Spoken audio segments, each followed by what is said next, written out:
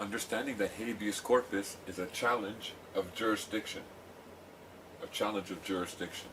Now, some people can invoke habeas corpus from the point of view as a person or as a Canadian citizen, but when I'm speaking about it, what I'm describing has to deal with habeas corpus from the point of view of a human being, a man or a woman. Because what you're trying to challenge, or what you are indeed challenging, is a jurisdiction that they are exercising upon you.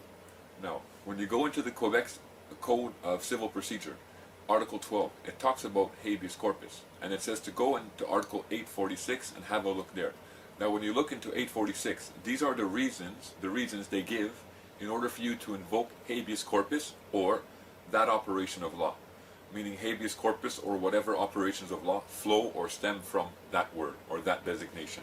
And it says that when there has been a want or excess of jurisdiction, okay, that will give you an excuse to invoke habeas corpus. So you're challenging their jurisdiction because you're saying they're using excessive jurisdiction. Why? Well, because whatever they're trying to do to me, it only applies to a person. A person. And I'm designated or claimed as a man, human being, or a woman. And therefore, that enactment, that statute that they're trying to use against me, its jurisdiction doesn't apply to me. Its power doesn't apply to me. Now, when you keep on going in that article of law, it even states that. It says, when the enactment upon which the proceedings are based, so we'll stop there.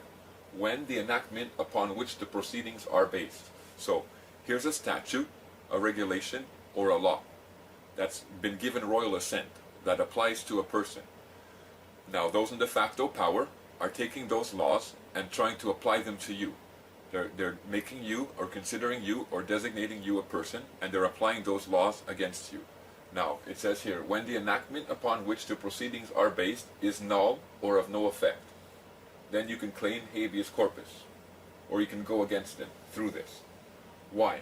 Because, again, as a human being, as a man, the enactments that they are trying to use against you, it's null, or it has no effect upon you. It's supposed to, when you understand what's going on. The freedom for the man, for the human being, is there within law. So, as you're invoking habeas corpus, the operation of law is saying that when there has been want or excess of jurisdiction, and especially if they're using an enactment, or they're basing whatever they're doing, whether it's giving you a ticket, trying to make you pay a tax, or whatever it may be, they're basing it upon an enactment, then you have the right to claim that it is null or has no force or effect upon you because of the fact that these are all for persons and not for men. And it's just funny how in Quebec, in the Code of Civil Procedure, how it groups it together and they term it with habeas corpus. Because when you understand about habeas corpus, although the direct designation or the direct wording means present the body before the judge, it's because you're looking for liberty. It's because you're looking to challenge the jurisdiction or challenge the reason why you were being held in prison. Nowadays, not for everything that you do will you go to prison, but turn back the clock and let's say, for example, if you owed the state money, right away they would throw you in prison. Nowadays, if the state claims that you owe them money, they send you letters, notifications, and say, if you don't pay, we're going to seize certain goods of your house, and they make all threats before they would actually finally, if they could, but finally would throw you in jail. But back in the old days, for everything basically that you did, you just got punished by being thrown in jail. So habeas corpus was a way of just challenging any jurisdiction. Nowadays, in the laws today, when you look at habeas corpus, you find it being expressed in that way. Although it does apply to mean, say, bring you before the court, and we see it expressed in the criminal code, we also see it expressed in civil codes. In civil codes. So it's very clear. So let's use this same thing, this same typology, let's use this same type here for taxation, for example. Okay? So they send you a taxation notice, you know that they're using an enactment, the Income Tax Act, ACT, and that should only apply to a person. Whether natural or artificial, it still only applies to a person.